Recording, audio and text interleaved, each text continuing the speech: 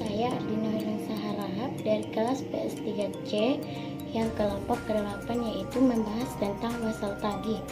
Sebagaimana wasal tagih itu ialah janji yang telah disepakati oleh beberapa orang.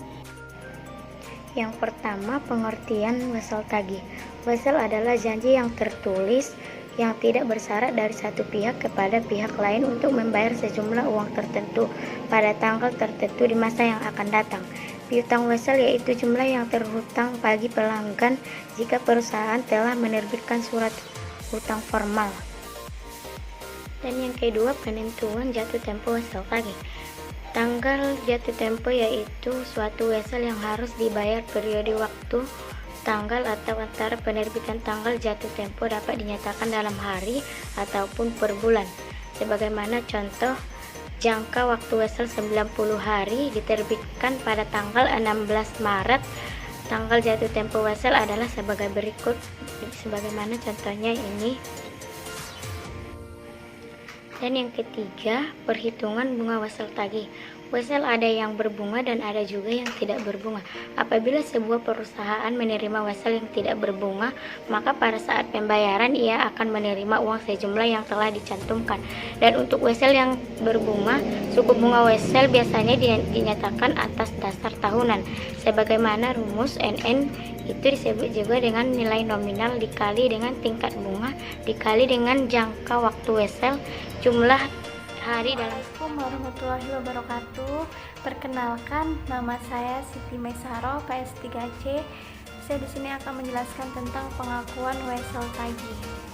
Pengakuan wasal tagih itu suatu piutang wasal mungkin timbul bersamaan dengan transaksi penjualan atau pemberian pinjaman uang atau karena perubahan dari piutang dagang menjadi piutang wasal. Di dalam pengakuan wasal tagih itu ada yang dinamakan meminjamkan uang. Contohnya itu, Continental Bank memberikan kas kepada Holland sebesar 1.090 dolar. Pada tanggal jatuh tempo, Holland harus membayar ke bank sebesar 1.090 dolar. Pokoknya itu sebesar 2.000 dolar ditambah dengan bunganya sebesar 90 dolar. Ayat jurnal yang dibuat bank adalah bisa dilihat. Saya akan menjelaskan tentang pelunasan piutang wasal. Pelunasan piutang wasal, suatu wasal dikatakan dilunasi apabila wasal tersebut dibayar secara penuh pada tanggal jatuh temponya.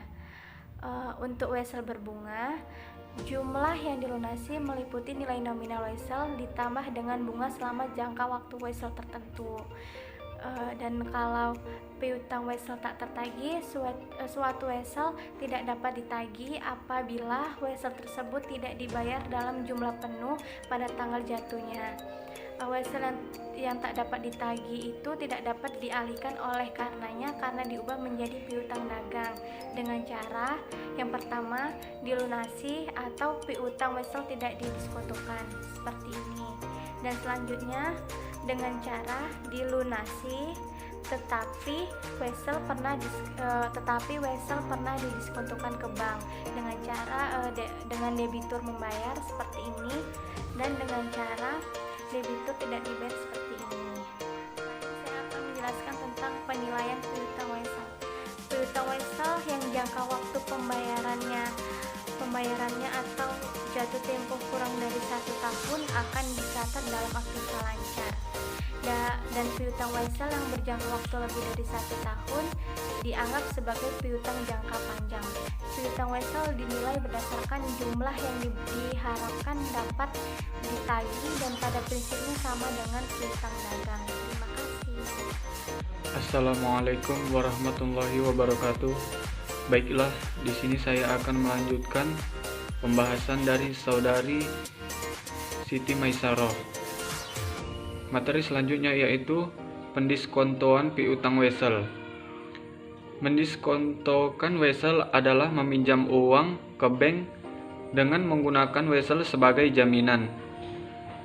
Bank akan memberikan pinjaman tetapi dikurangi dengan bunga yang diperhitungkan dengan selama jangka waktu diskonto. Bunga yang diperhitungkan ini disebut juga diskonto. Syarat pendiskontoan wasal: jika pembuat wasal tidak melunasi wasalnya pada tanggal jatuh tempo, maka pihak yang mendiskontokan bertanggung jawab untuk melunasi wesel tersebut. Selanjutnya, bunga diskonto. Bunga diskonto yaitu nilai jatuh tempo dikali tarif diskonto dikali periode diskonto. Contoh, wesel dengan nominal 5 juta rupiah, jangka waktu 2 bulan, tanggal 1 Maret 1991. Diskontokan pada tanggal 26 Maret dengan diskonto 10%. Periode diskonto dihitung sebagai berikut. 26 dikurang 31 Maret sama dengan 5 hari. April berarti sama dengan 30 hari. Mei yaitu tanggal jatuh tempo sama dengan 1 hari. Kemudian dijumlahkan semuanya yaitu periode diskonto sama dengan 36 hari. Kemudian materi selanjutnya yaitu penyajian piutang wesel di laporan keuangan. Maksudnya ialah piutang, misalnya piutang usaha sama dengan 2.500 dikurang penyisihan piutang tak tertagih yaitu 300. Berarti piutang usaha bersih sama dengan 2.200.